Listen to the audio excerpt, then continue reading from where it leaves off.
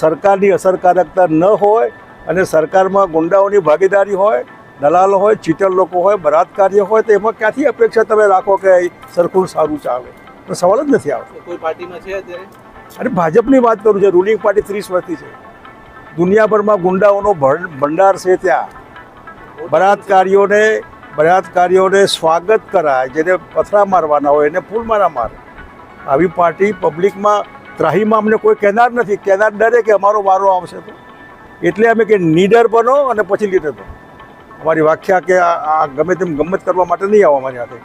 અને સરકારે થાય કરી લે. કેટલા ટકા એવું શું છુપાવવાનું? અહીં વલસાડ જિલ્લામાં ટ્રાઇબલે શું છુપાવવાનું મને કહો?